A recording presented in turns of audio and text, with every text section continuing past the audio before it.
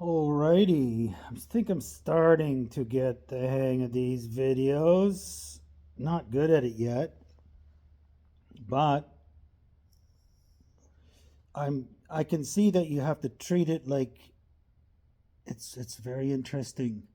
It's a very interesting blend. It's a blend. There's this confessional thing going on, like there's an entertainment aspect to it, a presentation aspect to it. It's very much like poetry, actually. But I'm a newbie, so I don't expect much of myself. What do I want to talk about today? How about the things that I cannot speak of, those unmentionables, which everybody mentions privately but can't be spoken of publicly? Politics and the church. The church you can slag all you want. Politics? No, not anymore.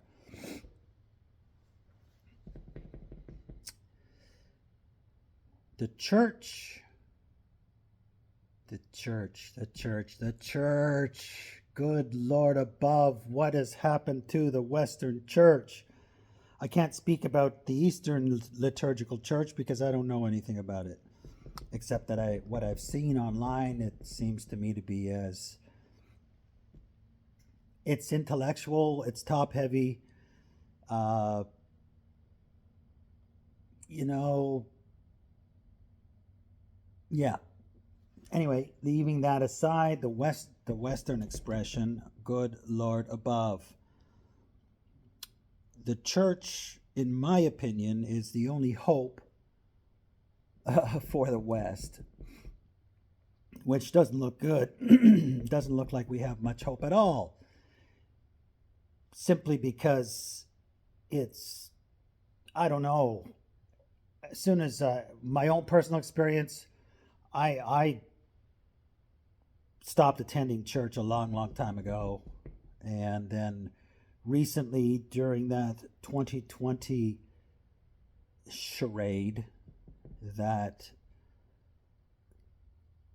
global charade, uh, when I was not permitted, no longer permitted to not attend church, that's when I started to attend church. That's when I realized. And at the time, I was, I was part of the protest movement and worked out fairly quickly, not too quickly, maybe over the course of 2 years, that the real resistance was the church, and that the beta test was being given for the church proper, because that is the only body that, well, traditionally that's been the balance of power in the West was between the ecclesia and the secular rulers. That has been eroded to the point where the church is nothing more than a gathering of individuals to sing kumbaya and to feel like they're a part of the club, to get a little socializing in. That only if you toe the party line, very narrow party line, I will say,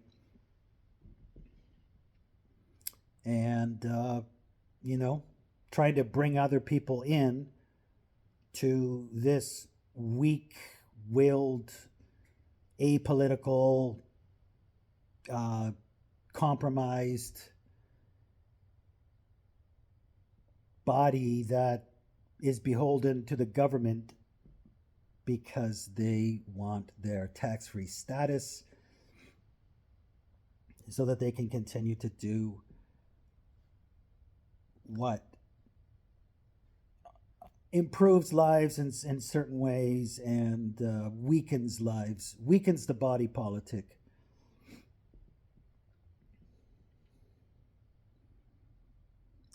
the Protestant aspect, I mean, that's what I have, where I have most of my experiences in the Protestant.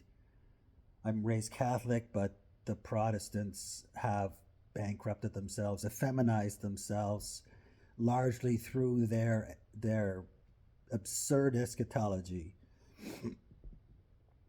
So not only did 2020 indicate that attending church is not an essential service, it's also become clear through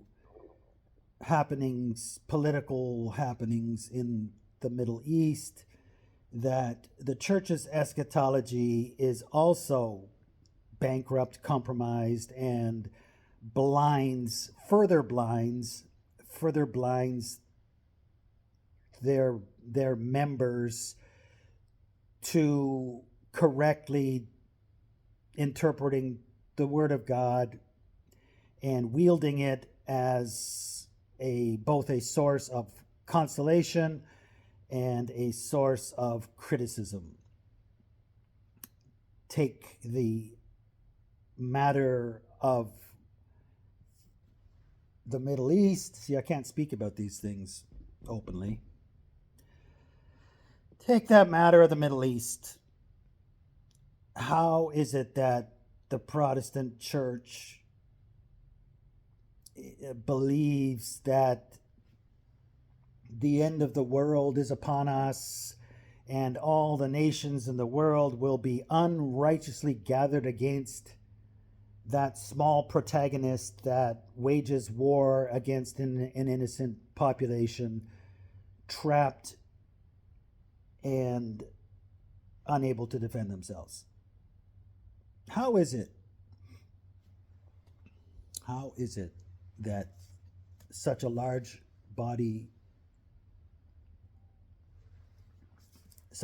church body can not read the Bible, not understand that the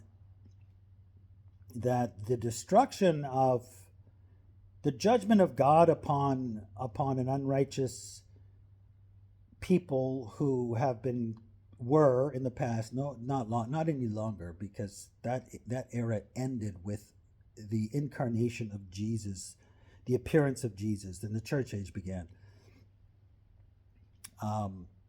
But how is it that they cannot read the Bible and see again and again and again and again and again and again and again the judgment of God on the people of the book who defame the author of that book? And what happens when they do that? Now, fast forward. And how do the Protestants interpret these events? They interpret it through the lens of bad eschatology, dispensational eschatology, which essentially erases the past, ignores the content, takes the context of the Bible and chucks it out for a theory of end times prophecy that has only existed less than 200 years. Prior to that, didn't exist. And these things cannot be spoken in the church, and they cannot be spoken outside of the church. That's curious.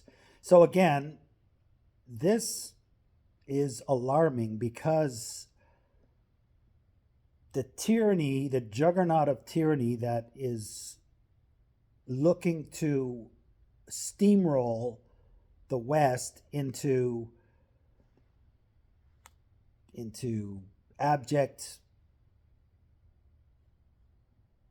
nightmare, that the church is the only entity that has the power to effectively resist that mechanism from succeeding, which is likely why it has been targeted and compromised the way in which it has. Politics cannot save us. Politics needs to be saved. And that is the duty and the obligation of the church, but it has abdicated its responsibility and its efficacy for a feel-good kumbaya, which is irrelevant and obsequious to the state.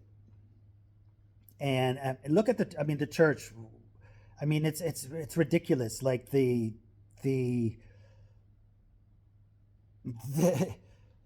authority that the so-called church proper thinks that it has a right to wield over its members is ludicrous. What are pastors? I mean, you can't question. You cannot bring the structure, the authoritative structure of the church into question without being a pariah, without being labeled a pariah. And yet, where's the other ministries? They think that the ministries outside of the local congregation is the hierarchy that affords them permission. So, like the church hierarchy that is the proper church hierarchy that is institutionalized. That's what they think authority is. And so church members must submit to the authority of the pastors and the upward down the line. But where's the ministry? Conveniently, the other ministries, the ministries that supersede the local congregation, the church, the apostle, the prophet, the apostle, what else is there? They're conveniently missing. So no one can speak against the church. If a church member speaks against the church, they're slanderous, they're gossips, they're not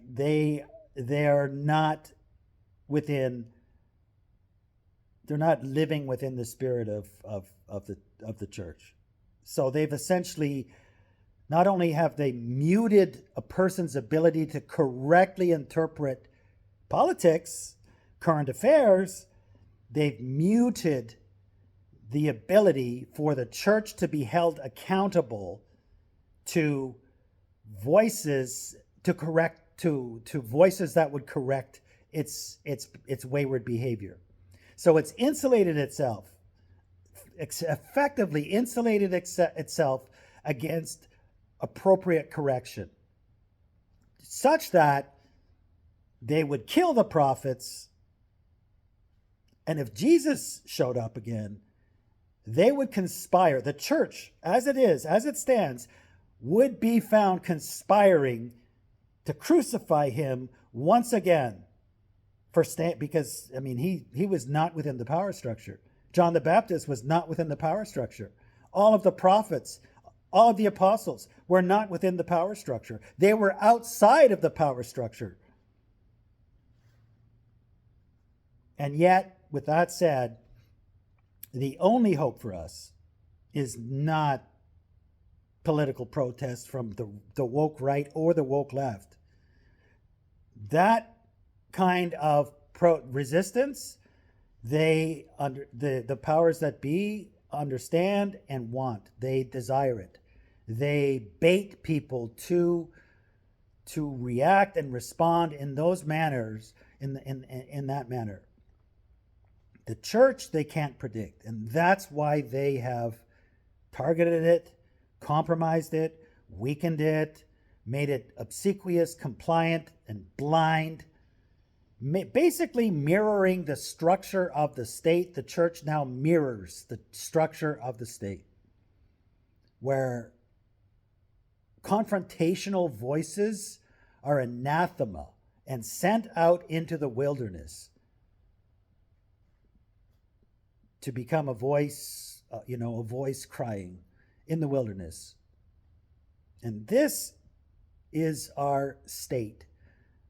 The only body, the only true body that can give us hope, faith in the current situation is complicit and compliant with the powers that be to ensure 1,000 years